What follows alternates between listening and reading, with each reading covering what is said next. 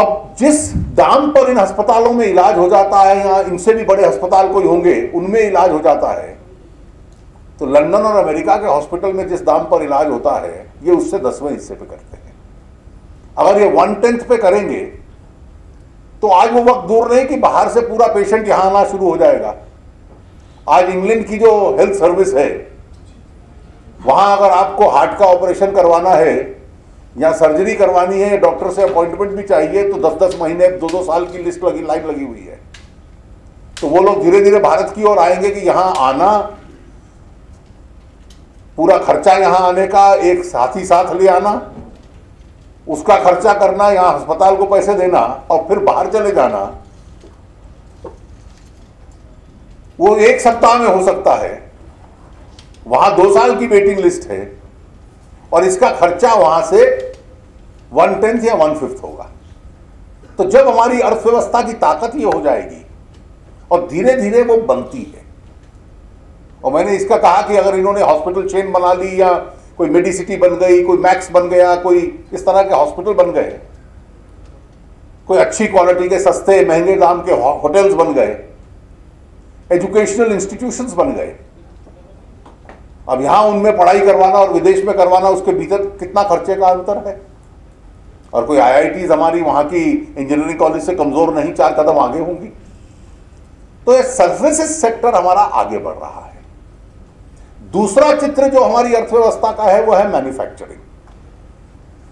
और मैन्युफैक्चरिंग की सच्चाई ये है कि फर्स्ट इंडस्ट्रियल रेवोल्यूशन को इस देश ने मिस कर दिया। जब दुनिया में, यूरोप में, अमेरिका में इंडस्ट्रियल रेवोल्यूशन आई, औद्योगिक क्रांति आई, तो अपने देश के ऊपर से निकल गई, यहां आई नहीं, यहां उद्योग और फैक्ट्री लगी नहीं। और मैं मानता हूं कि जो अर्थव्यवस्था हमने, पंडित जी ने आरंभ की थी, उसमें भी वो क्षमता नहीं थी कि इस देश के अंदर औद्योगिक क्रांति ले आए। क्योंकि सरकार के साधनों से जहां जहां हो सके 10, 20, 50, 100 सरकारी फैक्ट्रियां लगा दीजिए, अब उससे तो काम होगा नहीं। अगर आप तीसरी स्थिति देखें अर्थव्यवस्था की, कृषि की, तो आज भी 60% लोग कृषि में हैं और कृषि के ऊपर निर्भर हैं। लेकिन इन 60% लोगों की जो आमदनी है, जैसे सेवाओं में, जो सर्विसेज में है, वो इस देश को 58-60% कंट्रीब्यूट कर रहे हैं। कृषि क्षेत्र का कंट्रीब्यूशन राष्ट्रीय आय में, जीडीपी में केवल 16-17% हो चुका है और 22-24% के करीब मैन्युफैक्चरिंग और इंडस्ट्री का है। अब इस बड़े चित्र को देखिए, इसमें से 2 चीज उभरती है। पहली चीज उभरती है कि 60% लोगों की आमदनी जो है वो 16% है, तो स्वाभाविक है कि किसान गरीब है। सर्विसेज में जो लोगों की अपनी क्षमता थी वो 60% कमा रहे हैं, और जो मैन्युफैक्चरिंग और इंडस्ट्री है वो 23-24% पे है। और मैन्युफैक्चरिंग के 2 चरित्र हैं। जो उत्पादन होगा इस देश में से, जो मैन्युफैक्चर टेक्नोलॉजी निकलेगी, उसके आधार पर देश की अर्थव्यवस्था बढ़ती है। क्योंकि कृषि से निकलकर अब एक परिवार में जितनी खेती बची है, परिवार के 2 सदस्य उसको देख लेंगे, लेकिन 8 सदस्य लगे हुए हैं। इसको अंडर एम्प्लॉयमेंट कहते हैं। अब जो 6 लोग अलग से एक्स्ट्रा लगे हैं उस खेती में, उन 6 लोगों को वहां से निकालना और परिवार के 2 लोग ही कृषि में रहें, और इन 6 लोगों को उद्योग में भेजना, इन 6 लोगों को सर्विसेज में भेजना, ताकि परिवार में 6 आमदनी इनकी हो गई और 1 आमदनी कृषि वालों की हो गई, और परिवार का एकदम स्तर ऊंचा उठेगा। यह सबसे बड़ी चुनौती है। और इसलिए पहले दौर में जो हम इंडस्ट्रियल रेवोल्यूशन को मिस कर गए, इतिहास ने हमें दूसरी बार अवसर दिया है। मैं आपके निवेशकों के विषय पे अभी आऊंगा ही, तब तक इन बड़े मुद्दों को आप ना समझ लें। और ये दूसरा अवसर इतिहास अक्सर देशों को नहीं देता, और आज हम उस दौर से गुजर रहे हैं कि ये दूसरे अवसर का हम लाभ उठा पाएंगे कि नहीं उठा पाएंगे। अब दूसरे अवसर का लाभ उठाना है आपको मैन्युफैक्चरिंग में, तो क्या चीज आपको चाहिए? इसका प्रत्यक्ष आपके इन्वेस्टमेंट सेल से संबंध है। इन्वेस्टमेंट सेल केवल सेबी नहीं है, केवल रियल एस्टेट रेगुलेटर नहीं है, इन्वेस्टमेंट एटमॉस्फेयर के साथ उसका संबंध है।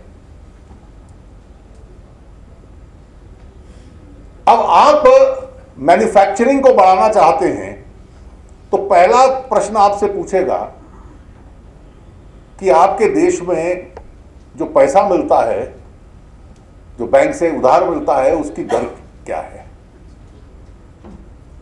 अगर चाइना में और थाईलैंड में, मलेशिया में वो बहुत सस्ता मिलता है और आपके यहाँ उससे डबल दाम पे मिलता है, तो आपके यहाँ जो कॉस्ट ऑफ कैपिटल है, कॉस्ट ऑफ मनी है, ये डबल हो गया।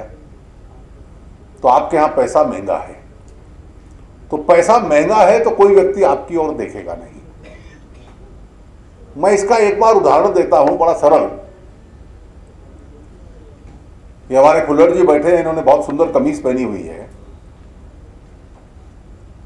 अब ये कमीज दुनिया के 3 स्थानों पर बन सकती है। ये अमेरिका और यूरोप में भी बन सकती है, चाइना, थाईलैंड, मलेशिया, बांग्लादेश में भी बन सकती है, ये भारत में भी बन सकती है। अब ये खुल्लर जी ये कमीज क्यों खरीदेंगे? ये इसलिए खरीदेंगे कि इनको अच्छे सस्ते दाम पर ये कमीज मिल जाए और अच्छी स्तर की हो। अमेरिका में जमीन बहुत महंगी है, फैक्ट्री लगाने में बहुत निवेश लगता है, यूरोप और भी महंगा है, वहां वेतन बहुत महंगे हैं, एनवायरमेंटल कॉस्ट बहुत ज्यादा है। तो ये कमीज जाकर वहां पर $20 की बनेगी। जब भारत में बनाने लगेंगे तो शायद ये $8 या $9 की बन जाए। तो मैन्युफैक्चरिंग में America, Europe in high technology में आगे हैं, फाइनेंशियल मार्केट्स में आगे हैं, लेकिन इन मैन्युफैक्चरिंग में भारत का मुकाबला नहीं कर सकते। हम उनके आधे दाम पर इसको बना सकते हैं, इसलिए हमारे यहां से एक्सपोर्टर बना बना के वहां बेचते हैं। तो हमारा झगड़ा अमेरिका से नहीं है, हमारी प्रतियोगिता भी उनसे नहीं है। लेकिन हमारे एशिया के जो आसपास 2 देश हैं और मॉरिशस से लेकर थाईलैंड तक, कमबख्त तकलीफ ये है कि ये कमीज अगर हम $8-9 में बनाएंगे तो वो $6 में बनाते हैं। तो वो $6 में बनाएगा तो आप यहां बैठकर चाइना का सामान आ रहा है, चाइना का सामान आ रहा है, आप केवल ये रोते हुए गीत गाते रहोगे तो आपका उपभोक्ता कहेगा मुझे आपका भाषण नहीं सुनना, मुझे सस्ता और अच्छा सामान चाहिए। वो जब मुझे 30% सस्ता देता है या आधा देता है और आप महंगा देते हो, तो आपके इन्वेस्टर सेल का और इकोनॉमिक सेल का काम यह है कि इस $8 की कमीज को $5.5 में कैसे बेचा जाए और $5.5 में कैसे बनाया जाए। मैं कई बार इसको सरल भाषा में समझाने के लिए एक उदाहरण देता हूं कि 2 मित्र जंगल में गए थे। तो जब जंगल में पहुंचे तो किसी शेर के दहाड़ने की आवाज आई। तो एक ने अपने चप्पल उतारी और अपना रेस करने वाला, भागने वाला जूता जो था, स्पोर्ट्स का जूता, वो पहनना शुरू कर दिया। तो दूसरे साथी ने कहा कि तुम अगर ये जूता बदल लोगे तो शेर को तो ज्यादा तेज भाग लोगे। उसने कहा मुझे शेर से तेज नहीं भागना, मुझे तुझसे तेज भागना है। तो ये वो रेस चल रही है। आपको इसमें अमेरिका को आपने उससे सस्ता बना दिया कि हमारा माल अमेरिका और यूरोप जाता है।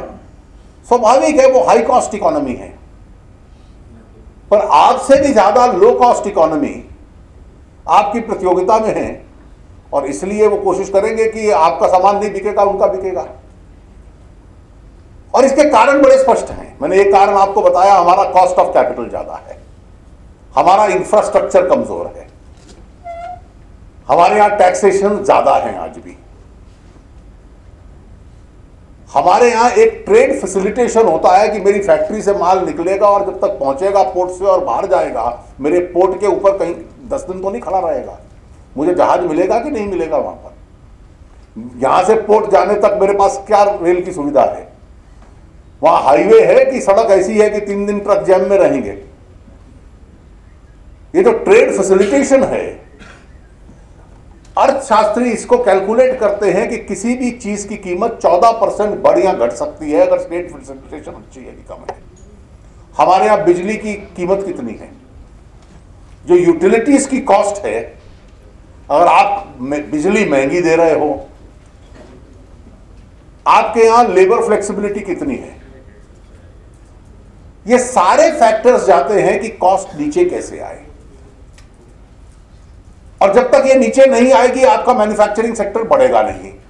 मैन्युफैक्चरिंग सेक्टर बढ़ेगा नहीं तो कृषि क्षेत्र से जो अंडर एम्प्लॉयमेंट है वो सरप्लस लोग यहां पर आएंगे नहीं।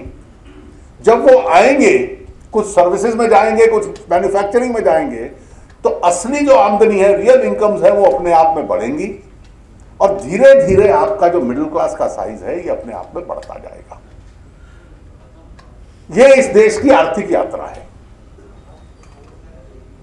दूसरा, इस आर्थिक यात्रा में सोशल सिक्योरिटी है नहीं। गरीब आदमी तो सरकार पर निर्भर रहेगा, जो मूलतः निवेशक है वो इस मध्यम वर्ग में से निकलेगा। और इसलिए निवेशक के पास जो ऑप्शंस हैं कि मेरी इन्वेस्टमेंट की क्या ऑप्शंस है, वो पब्लिक प्रोविडेंट फंड्स भी उसके पास हो सकते हैं, उसके पास बैंक के डिपॉजिट्स भी हो सकते हैं, उसके पास स्टॉक मार्केट भी हो सकती है, उसके पास अगर स्टॉक मार्केट की समझ कम है तो म्यूचुअल फंड्स हो सकते हैं, उसके पास रियल एस्टेट हो सकती है, उसके पास जमीन खरीद लेना, किसका भाव बढ़ता जाएगा ये है। वो हर प्रकार के तरीके से अपनी समझ के हिसाब से करेगा। और मैं आपसे ये आग्रह करूंगा कि इन्वेस्टर सेल में इन्वेस्टर अवेयरनेस और कॉन्शियसनेस, इसके नियम हो, एक नकारात्मक माहौल ना हो। अब इस माहौल को कैसे पैदा करना है?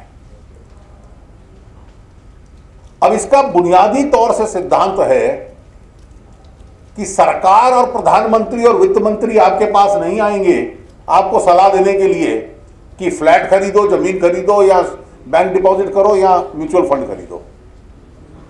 जो खरीदार है उसमें चेतना होनी चाहिए। अर्थव्यवस्था का एक सिद्धांत है, the buyer should be aware. और अगर आप में ये चेतना नहीं है तो आपकी रकम कल नहीं आज ही डूब जाएगी और फिर आप चिल्लाते रहोगे कि कोई बनावटी चिट फंड में डाल देगा, कोई किसी डिपॉजिट में डाल देगा कि आधा % ज्यादा मिल गया, ये एनबीएफसी जो लोगों को मोह लेती हैं उसमें डाल देगा। इसलिए बायर बी अवेयर का जो महत्व है, उस महत्व को, उसमें कंज्यूमर एजुकेशन करना, इन्वेस्टर एजुकेशन करना, यह एक महत्व है।